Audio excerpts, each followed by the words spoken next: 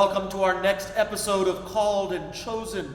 This series in which, instead of looking at the physical buildings that we look at in our sanctuary series, we now look at the men who God has called to serve inside of them. Now, today we're at a very special location, a very special episode.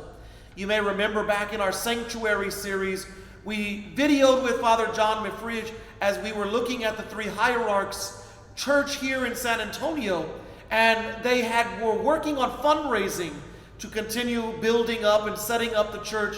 And so the first thing you'll see behind me, this is the fruits of that fundraiser. This was not here when we videoed last year. This, and I'm sure John will mention this a little bit about what it is and how it fits into their worship a little bit. But Father, I want to say thank you for being willing to join us in our episode today. And I want you to take a few minutes to explain what exactly is three hierarchs. Okay, so within, to understand our place within the Catholic Church, you have to kind of understand that the Catholic Church is actually made up of 24 different churches, all under the Vatican. And so we are one of the 23 Eastern Catholic churches.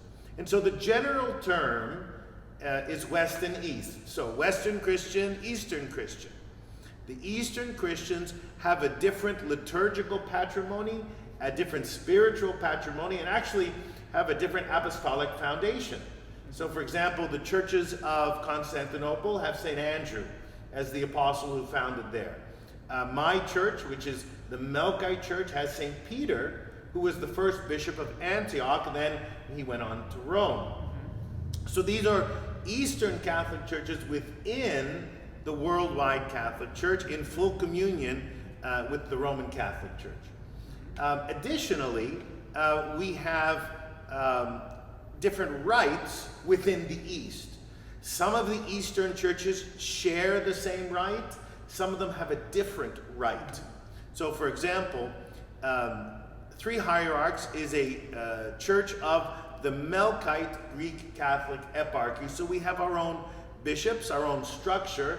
Matter of fact, we have our own patriarch in Damascus, in Lebanon, and he is in communion with the Pope and under the Pope. So it's a patriarchal church under the Pope that uses the Byzantine rite. Now, the Byzantine rite, there's a number of churches that share that rite because Byzantium or Constantinople was a liturgical convergence of many rites in the East.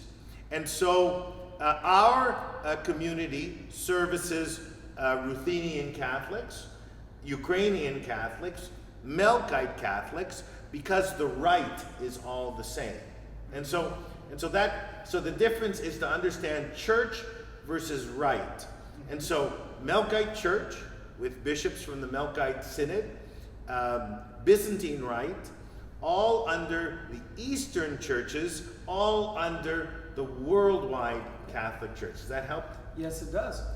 Now, like I said, this is something brand new. So you want to tell me why this was such a big deal when we were able to get this put in here at Three Hierarchs? In the Byzantine liturgical tradition, there has always been an icon screen as part of the worship. And I like to remind everyone that while Vatican I, we were part of Vatican I, we were part of Vatican II, our churches were, liturgically they didn't apply to us as much because liturgics were the realm of the local church. They were really under the authority of the bishops rather than Vatican I didn't, although it made changes to worship, that wasn't its intent. And so the icon screens have been part of the Byzantine since the restoration of the icons in the 700s. And they obviously grew from just having icons to having a larger icon screen. It's very ornate because it was part of that Constantinopolitan imperial tradition. So we've retained that ornateness that kind of fell away with Vatican I and Vatican II in the West, but was retained in the East. So, for example, these doors remain closed all the time and are only opened basically for the sacraments or for the reading of the Word of God. And so these are called the royal doors. We have other doors. There's 4 other doors on this. You might be able to see it. But that is used for going in and out for the deacons and for the priests, for processions, etc. The icon, or in the Greek it's called ikonostasis, or the icon screen, is almost always set up in a similar way like this with the same saints. And so for us, it is integral to the liturgy. And so as we established ourselves here and the former St. Stephen's, it was really important to make the worship conform to the liturgics and to the iconographic tradition. And I would say one of the ways to clearly recognize that we're an Eastern Catholic Church is the use of icons. Yeah. Well, and it's beautiful. It is a wonderful thing.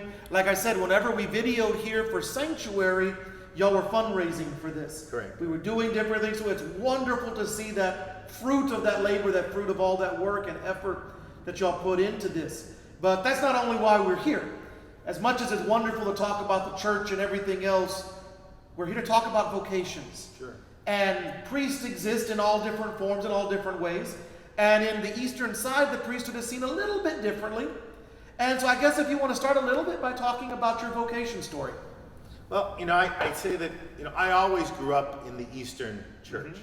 So that was always part of my spiritual, cultural tradition. And so even though I did go to Loyola High School, that was more foreign to me than the Eastern liturgy and the Eastern tradition. So I'm a product of the Eastern tradition. I grew up in church. I was an altar boy. I went in and out of icon screen. So that was part of my experience, youth group in church as well. And then sort of around college age, I attended like a church summer camp, like we have. And I attended it regularly. It was a very good experience, and so much so that when I got into college, I actually worked as a counselor. And I think that's where the beginnings of my vocation started. Because when I was on staff, it was an Eastern Church camp, so we would have services daily, and they were the services of the Eastern Church. And we would meet seminarians of the Eastern Church and priests of the Eastern Church, not my regular parish priest. And so I got to experience the wider Eastern Church. And I think that's where I would say the beginnings of my vocation came. At a certain point, I went to college like everyone else and experienced the college experience. I went to Xavier University in Canada. Again, a Jesuit. So I have like 2 Jesuit schools under my belt. So very good theology. And after university, I really contemplated entering the seminary. Now, one of the differences is that in the East, we have both married priests and celibate priests. So the question of discernment of life choice is secondary to the call to ministry. So I think that's one of the fundamental differences. So I felt a particular call to ministry. I felt that I wanted to be part of the movement of the church to bring God, to make God's grace real in this world. And so that was, I think, my first discernment. And what I ended up doing is I applied to our seminary, and I also applied to law school at the same time. And I was accepted to both. And so I was sort of in a conundrum, which one do I do? And I decided I needed a year of discernment to figure that out. So I actually I accepted a position teaching English as a second language in Mexico. I already had a good working knowledge of Spanish. I had done some exchange programs. I grew up speaking French, so Spanish was an easier language to pick up because growing up in Montreal, I grew up bilingual. I had to speak English and French. French because that was the language of Quebec, and English, that was our language in the household. So I was bilingual, and when you're bilingual from birth, or as a child, it was fairly easy. And so I ended up living in Mexico, in Torreon, Coahuila, and I lived there, and I discerned my vocation. And I thought, well, if I can live my faith, live my tradition, live the Eastern lifestyle with fasting and prayer in a place as far away from me, because there's no Eastern churches in Torreon, I thought, well, maybe that was a sign that was my calling, and I actually did it. I remember traveling for Easter, because there was no Eastern churches in the area. I really wanted to experience an Eastern Easter. And so I actually, I had the week off from teaching, and I took a bus from Torreon, and I don't know why I did it, but I went all the way to Tijuana, and what a bus ride. What a bus ride from Torreon to Tijuana. And like if you've ever ridden the Mexican buses, it's not like direct. You're stopping every hour or so, picking up and dropping off. But it was a great experience. I arrived, celebrated Easter, and I think that's when my decision to enter the seminary was solidified. And for us, we have one seminary. Right now it's in Pittsburgh, but at that time it was in Boston. It was Holy Cross Greek Orthodox School of Theology, and I entered there in 1995. Yeah, 1995, and I began my seminary studies. I think at that point, I knew I was going to be working in the church, but I wasn't clear on what that would look like. Yeah. Because there's various ministries. There's youth ministry, there's music ministry, there's all kinds of ministries, and the pastoral ministry was usually, and I think for discernment, this is also part of the issue. For discernment of a pastoral ministry, it's more of a dialogue between the church and the individual. It's more of a cooperation and discernment. What does the community see in me, and how does that fit with my place within the community? So it's a little less individualistic, a little bit more corporate, which fits being part of the East, right? It's almost a synodal process. So going through seminary, it was a very similar seminary. Where we studied, one of the differences is we didn't study Latin. There was no Latin in our seminary. It was all New Testament Greek. And for obvious reasons, because we are the Greek Catholics or the Greek Orthodox. And so that was the liturgical and the scriptural language we studied. As a matter of fact, even for Old Testament, we used the Septuagint, which is the Greek translation of the Hebrew from the 70. And so even for Old Testament, Greek was the scriptural language that we studied. But at the same time, it was also classes like youth ministry, missiology, church history, sacramental theology, in the same way. And then during seminary is when you start to discern your marital status, your vocation, whether you're called to the celibacy or you're called to be married. And I think that's one of the differences. And to be honest, I really wasn't, I had lived in some monastic communities. Matter of fact, I lived on Mount Athos in Greece, which is a very traditional Eastern Orthodox monastic community. Some of my best friends are still there that are lifelong professed monastics. And after I finished seminary, I was going to go on for graduate studies. And so I had applied to the School of Theology in Thessaloniki, Greece, where obviously Greek would have been the language both of studying and academics. And so that's where, one of the places where many Eastern Catholics or Eastern Orthodox will do their PhD. And that was kind of the path I was going. I knew I wasn't called to the monastic life.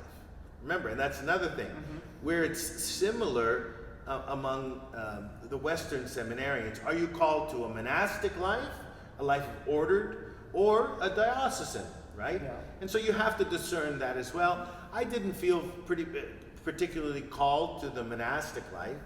I wanted to live in and among the people, and I knew that. But as far as the choice of life, it wasn't clear. And I had prayed about it, and I had spoken about it with spiritual directors, and I'll never forget, I was on Mount Athos, and I was with one of the more famous confessors in the East, and I asked specifically about my choice of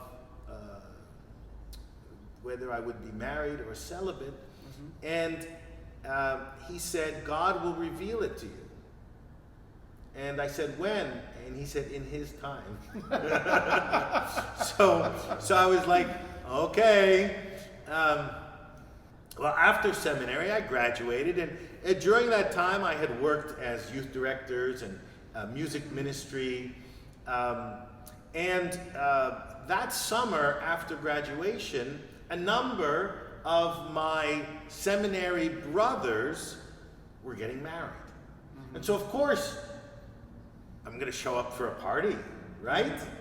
So there were 2 weddings in California that summer.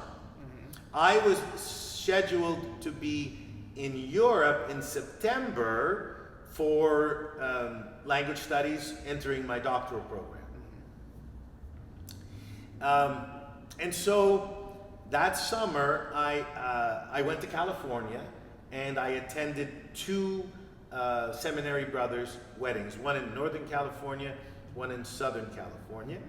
And at the first one, it was a good experience. My brother Samer actually got married. He had graduated from seminary. He got married. And I was still on the West Coast, and I didn't want to travel back and forth because it was I think a few weeks or a month between weddings. So I spent a month or so at an orphanage in Tijuana, sort of the same Eastern orphanage. And I spent time, I think I helped redo the tile or something like that. I forget what it was. And I would help them out in the services, and they had a priest, and so I would help singing the services, etc.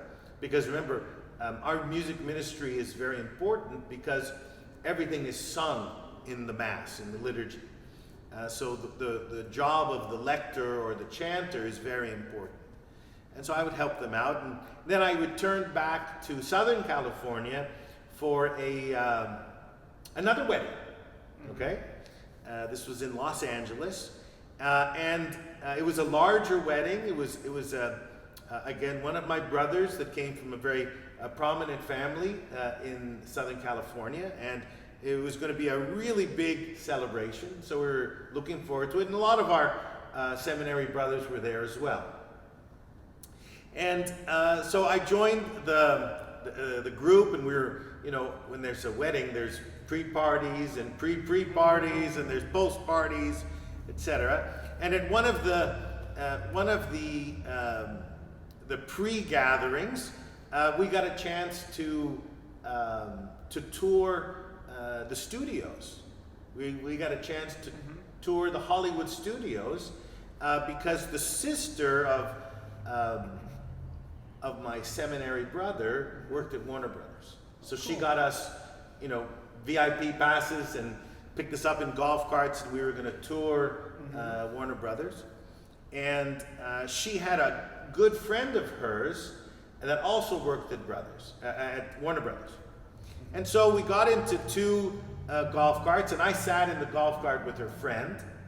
And we were driving around seeing the studio and the sets of Warner Brothers, the front lot and the back lot. And at one point, we got off and we were getting to see the set of the West Wing. Remember the West Wing? It was at Martin Short? Yeah. No, Martin Sheen. Okay, yeah. Martin Sheen was the president of the West Wing at that time. Anyway, so it was really cool.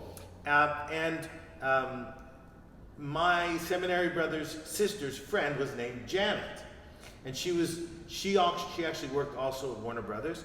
And of course, when you go into the set of the West Wing and you see the Oval Office and the desk, and what's the first thing you're going to do? Well, first thing I did was go sit in the president's chair. And all of a sudden, this girl, Janet, said, no, you can't sit there. And I was like, oh, I'm sorry. And that was kind of our one of our first connections. Well, later on in that time that I was spent there, she would also visit some of the events, and I got to know her, and she seemed like a really interesting girl. We were of the same ethnic background. We were both second generation Syrian Lebanese. We both went to Catholic Jesuit school. She went to Loyola Marymount. I went to Xavier. We both had the same experience. She was baptized and grew up Melkite Catholic. I was baptized and grew up Greek Orthodox. But in Syria and Lebanon, there is a lot of unity between the two. It's not as far apart as in some. So it was really, it seemed like a good match. But, I had my plans, and I remember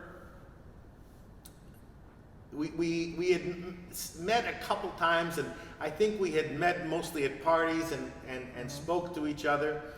And then after the wedding, I like to say, by the way, this Janet that I met turned out eventually to become my wife. And it's somebody you know, and somebody is known by today's Catholic and the Department of Communications.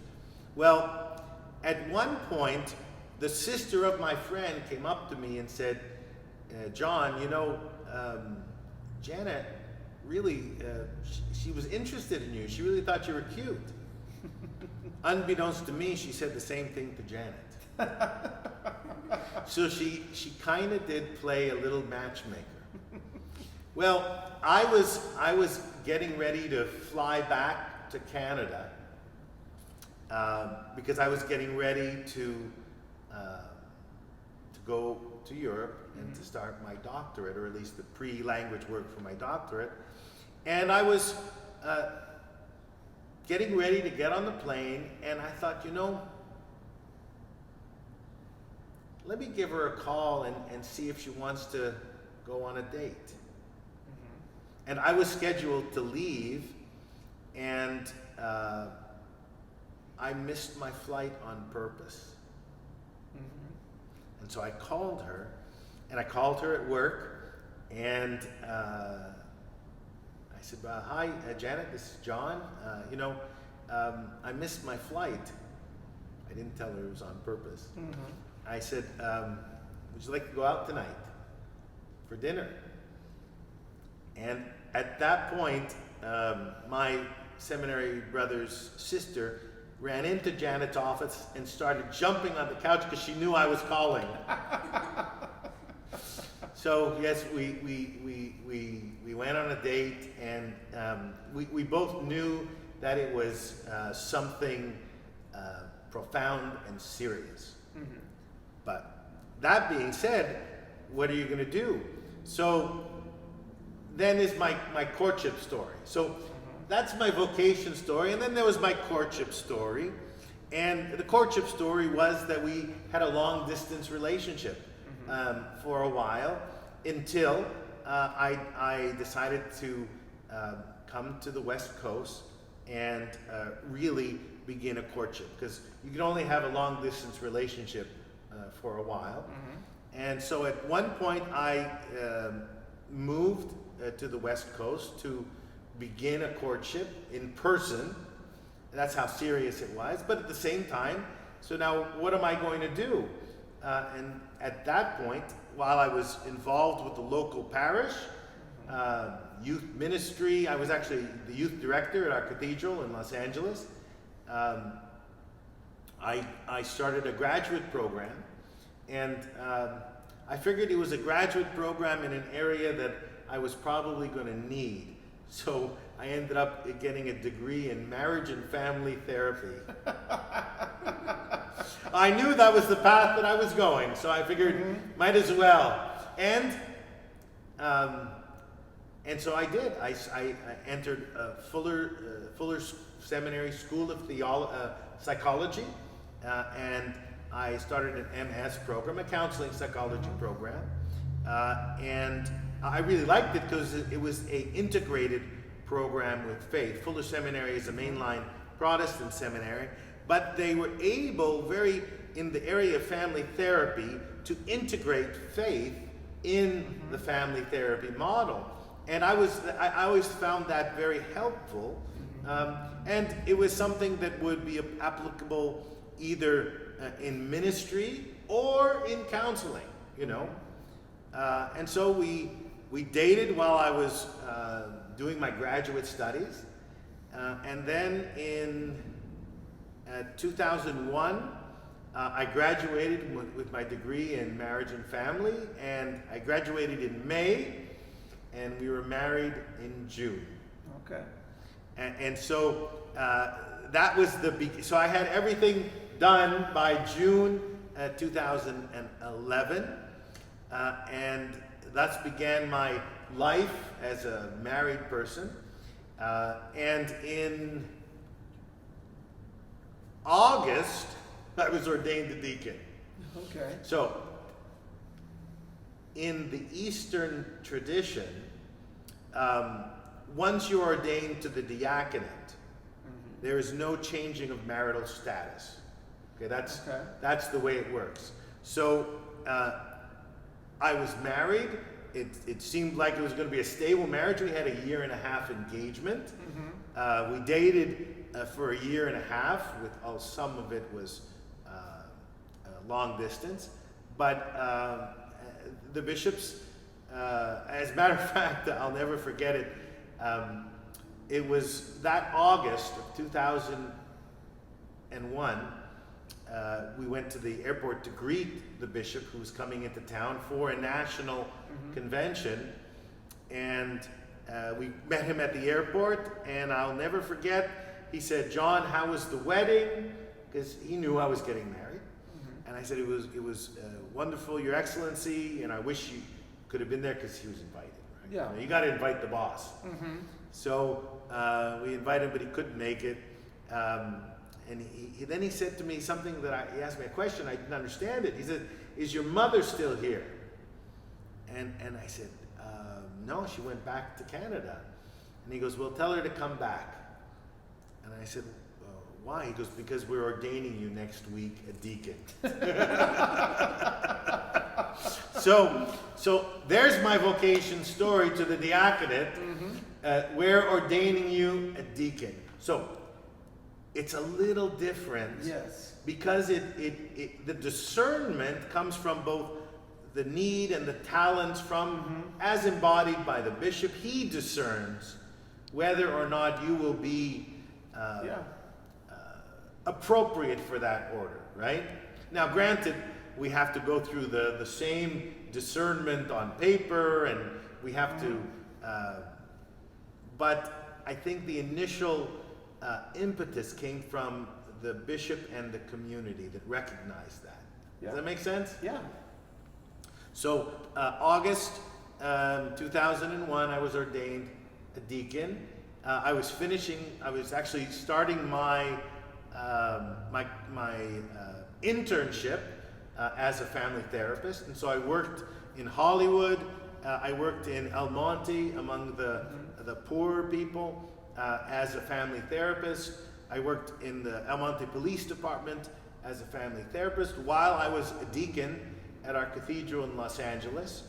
I was deacon number like 4 of 6, so there was a lot of a lot of diaconate work, but I also did youth ministry and chanting as well. And we were stable for a while, in doing both counseling, and Janet was continuing to work at Warner Brothers in Hollywood. And at a certain point, it was discerned that we wanted to have a family. And to have a family, there really needs to be. I needed to be sort of the primary breadwinner, etc. And so I was ready to do more counseling, full-time counseling, open up my own private practice, etc. And then all of a sudden, I like to, this is the title of this is Called and Chosen, right? So the first Archbishop chose me, right? He chose me on the way back from the airport. Well, one Sunday afternoon, I got a call from, it said Englewood, New Jersey, and I'm like, that's where our Archbishop lives.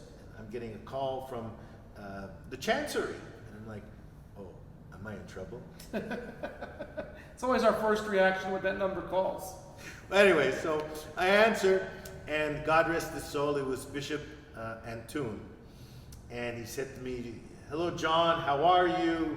How's your mother? How's your family? Everyone? He goes, we need a priest in Oklahoma. And I said, okay, what does that have to do with me? So I'm a deacon at this time. What does that have to do with me? He goes, no, you've been a good deacon. Plus, you studied to be a priest. We want to ordain you in Oklahoma next September. Okay. Talk about it with your wife and call me back. At least it wasn't next week like your diaconate. Yeah, no, I had a little bit more time to prepare. And I think that's also one of the realities of the Eastern vocation life, in that there is an acknowledgement of marriage and family. That the priest really serves 2 vocations. His first vocation, baptism, the vocation priest, prophet, and king in baptism, right? But then the next real vocation is that of husband, and that the vocation to the priesthood is another vocation. So there are multiple vocations. And so we talked about it, we discerned together. Now see, this is where there's a little bit of difference. The vocation to the priesthood had to be a deep discernment with my wife and I, and we discerned that, as a family, we wanted to raise them not in Los Angeles. Cost of living, environment. We wanted to go somewhere in the United States that was more family friendly. And Oklahoma's pretty family friendly.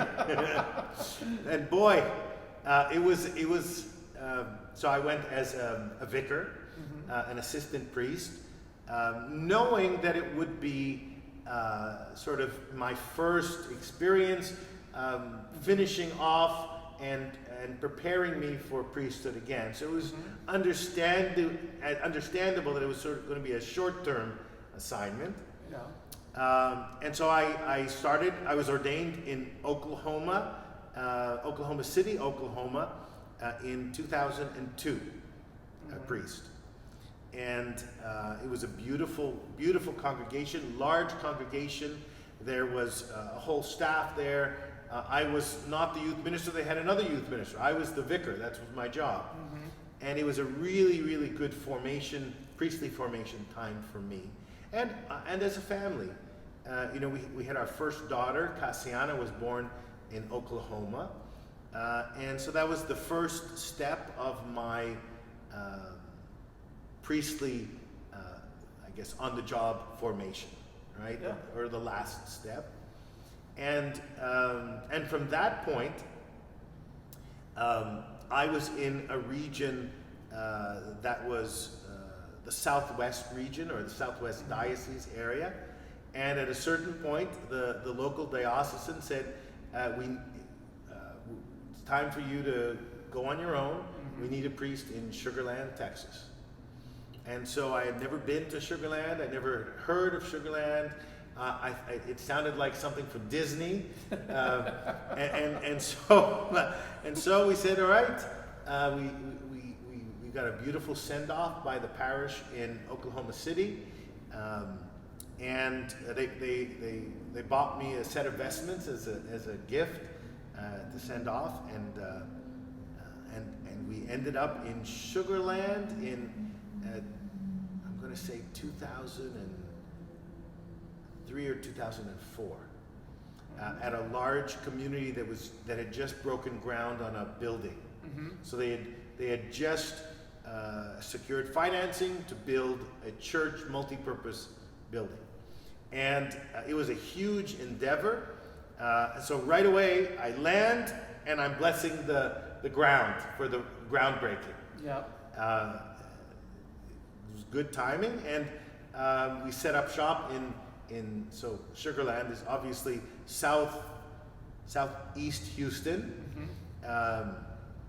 Southeast Houston, and boy, the cultural shock was from flat Oklahoma to humid, huge city Houston.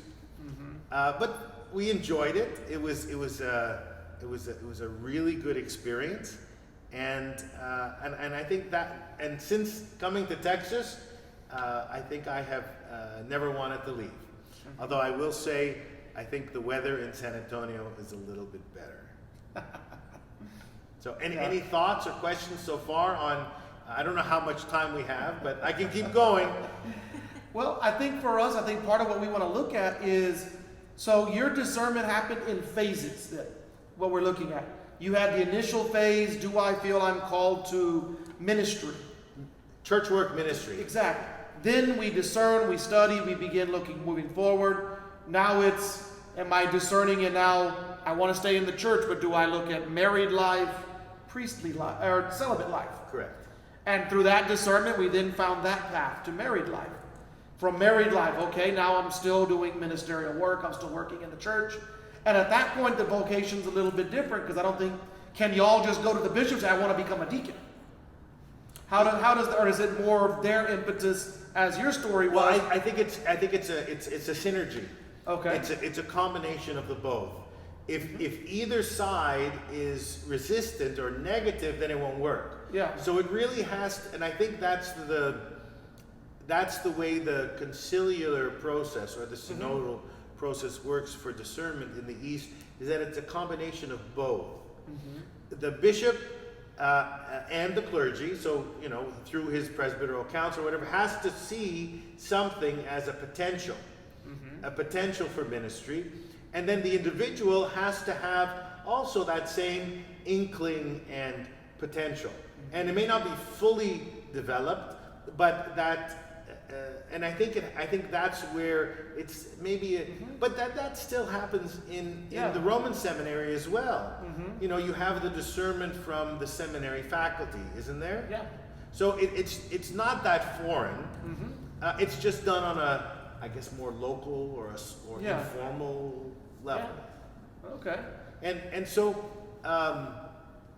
it comes as a combination of recognition from the community and the bishop, etc., and the individual. Yeah. And then obviously one of the major differences is taking into account the stability of the family, of the marriage, and as far as placements go. Yeah. So our placements tend to be longer term. It's not as rare to have someone who's served as a pastor for 20 years. Yeah. You know, it's much more common. Because when you think about it, so for example, we had one daughter born in Oklahoma City. All three other children were born in Texas. And so since it was really my first assignment as pastor, since my first assignment as pastor, we've remained in Texas. Yeah. So I think also the difference is we're not as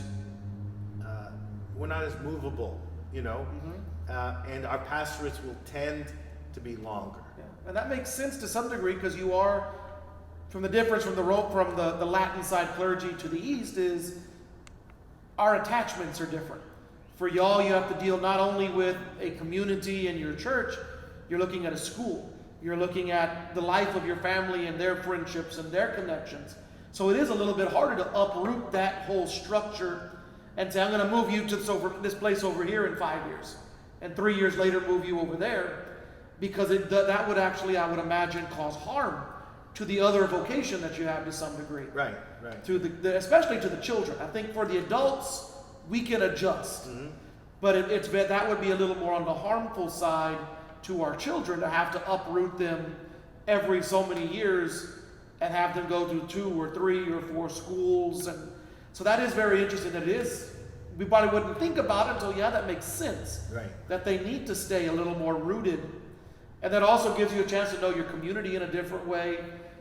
And really plan, I think, for our community differently when we know that I'm going to be rooted here for a while. Correct. The way we work, the way we do things. So maybe what does an average day in your priesthood and in your priestly ministry look like right now? Well, you know, I think now it really expresses a rootedness in because you know I've been in San Antonio for I'm going to say at least almost 15 years. So because of my rootedness in San Antonio, it takes on a more local expression. So in addition, Archbishop Gustavo, with the consent of my eparchial bishop, has requested that I receive bi-ritual faculties. So one of the things that really works well together is I fill in at many local parishes when they need weekly mass, someone to serve weekly mass. Also because in our Eastern tradition, we don't have the requirement of a daily mass. We have feast day masses, festal or memorials, but for a daily mass, it's not part of our tradition. And so I'm a little bit more available for that. In addition, our community here is a fairly, you know, it's since I've taken their pastorate, we've only started having Sunday liturgies or Sunday Eucharist services in the last 3 years. So prior to that, they had a bi-ritual Latin priest that served them on the evenings or Saturdays, etc. So they've only had a Sunday morning for the last few years. So between and all of our children are in Catholic school, so there's no busing. I'm the bus. So between busing the kids, helping to fill in the archdiocese, taking care of my parish, I have a fairly full schedule. In addition, my wife, thanks be to God, is very employable with her experience in communications and stuff. So she also works for the archdiocese, and so it actually is a great fit. I get to do things both as a priest and a dad, and as a husband, and it's fairly full. I have to be very good at time management. As a matter of fact, this week is our spring retreat. The clergy, it's the archdiocese spring retreat. So, you know, we have to balance time and scheduling and all those kinds of things. But so far, it's manageable. Our community here has really blossomed under the stability of being in the same place. Prior to us being here at the old St. Stephen's, the community moved probably 10 times in 10 years. And so again, that's not good for a church to move like that. And so the community here is happy. I think we will be able to stay here on a much longer permanent basis. That'll be good. And so it'll be good for everyone. But that being said, I'm constantly, juggling. That's constant. So for example, next Monday, our eldest daughter, Cassiana, is finishing her first year of college at Tulane in New Orleans.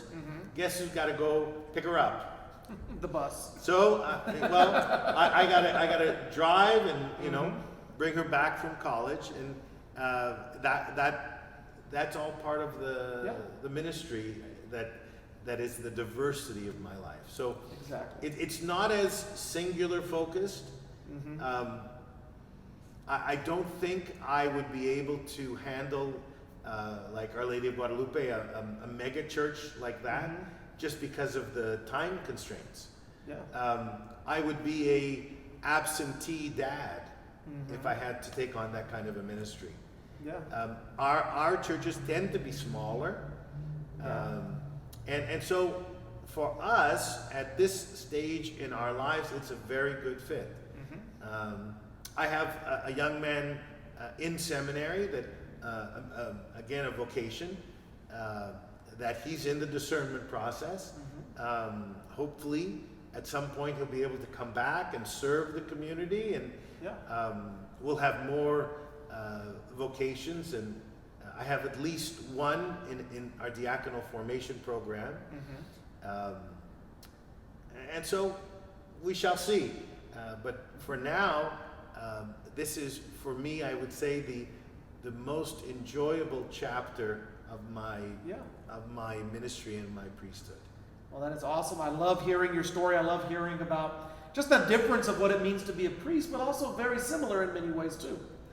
And so I think one of the questions I ask every single priest that I've ever talked to is, it seems, especially here in San Antonio, we're having to rebuild a little bit a culture of vocation, to where it actually is something that's thought about in the family life and in the larger scope of our society. So what would be some advice that you would give to help build that culture of vocations in our parishes and our families, to where it seems like people would be considering that life a little bit more? I wouldn't advise the Department of Vocations or whatever, but I would say that for me, what spurned the idea of the vocation was working with and side by side seminarians and priests, working with them as in ministry, in youth work, in camp work. So I would say that if we want to share vocations, and think of it like that, if we want to share vocations, we have to allow people that are at that stage of life discernment. And so what's that stage of life discernment? College age through post-college age, so the 20 through 30s, right? That's in the, and especially in our society, the period 20 through 30 is when you're trying to figure out what you're going to do in life, right? You don't quite have, a clear idea or a clear direction. Extending our presence, both priests and seminarians, I think, for me, that's, I think, what nurtured the seed of vocation within me. So whether it's at Theology on Taps or retreats or whatever, just being, it really is a ministry of presence. And but it's almost like a chicken and the egg thing. You need more presence.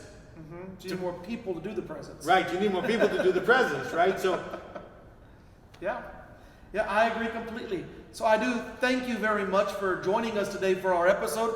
I hope this has been one that maybe is a little eye-opening and a little interesting, because we've done now multiple religious orders. We've talked about dioceses.